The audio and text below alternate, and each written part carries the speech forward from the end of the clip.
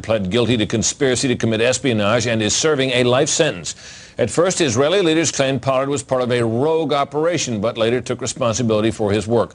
Now, Fox News has learned some U.S. investigators believe that there are Israelis again very much engaged in spying in and on the U.S., who may have known things they didn't tell us before September 11th. Fox News correspondent Carl Cameron has details in the first of a four-part series.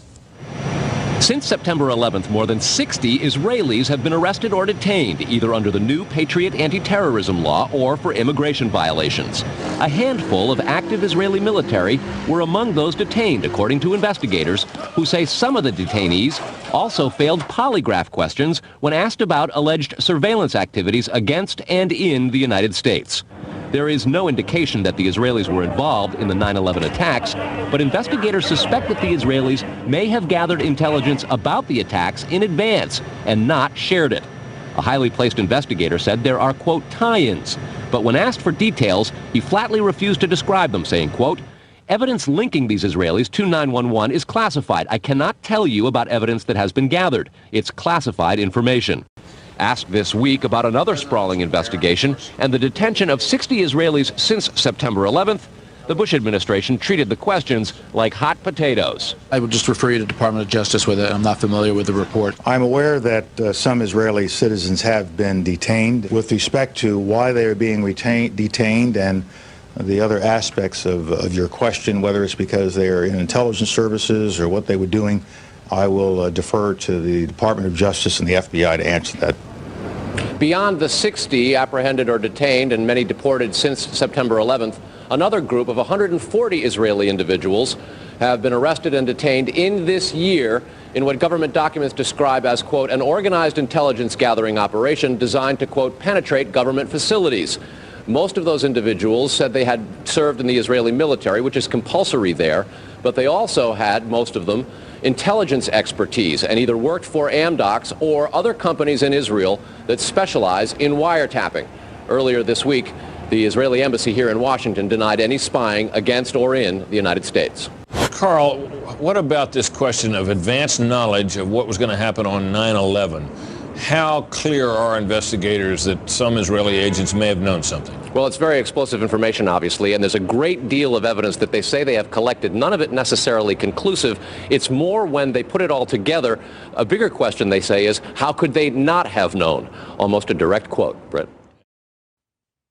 The most phenomenal part of this report is not that it was eventually erased from the web by Fox News itself, but that it ever made it to the air at all. In December of 2001, Fox News investigative reporter Carl Cameron filed an explosive four-part series that went in-depth into an Israeli art student spying ring that had been under investigation before 9/11, extensive Israeli wiretapping of sensitive US government communications, and the 60 Israeli spies that were detained in the wake of the September 11th attacks. Unsurprisingly, the story was quickly dropped, and no mainstream journalists dared to continue probing into the matter. This is the real story of Israeli spies in 9/11. Not some vague rumors about some dancing Israelis, but an FBI dragnet that swept up the largest foreign spying ring ever caught red-handed on American soil. And although the FBI were convinced that these spies knew about 9/11 in advance, their investigations were stifled and the issue was swept under the rug. Rather than making Israel enemy number one in the war on terror, Israel remains to this day the US's most important ally.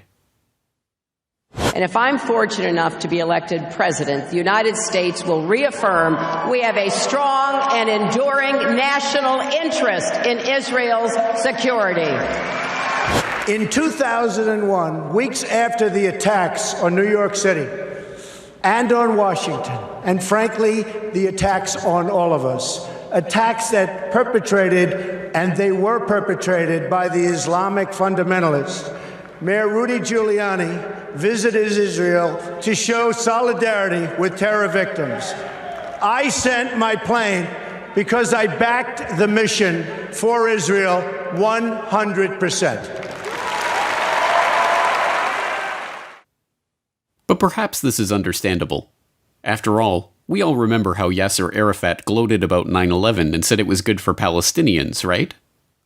Oh wait, that wasn't Yasser Arafat. It was Benjamin Netanyahu.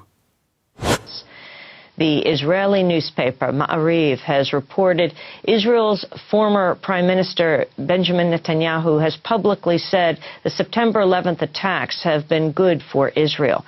Netanyahu said, quote, "We're benefiting from one thing, and that is the attack on the Twin Towers and Pentagon and the American struggle in Iraq." My name is Donald Trump, and I'm a big fan of Israel. And frankly, a strong prime minister is a strong Israel. And you truly have a great prime minister. In Benjamin Netanyahu, there's nobody like him. He's a winner. He's highly respected. He's highly thought of by all. And people really do have great, great respect for what's happened in Israel. So vote for Benjamin. Terrific guy, terrific leader, great for Israel.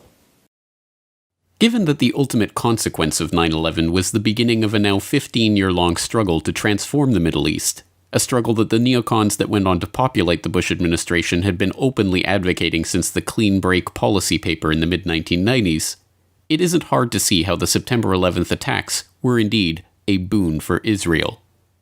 But information linking Israeli spies to advanced knowledge of 9/11 remains classified information.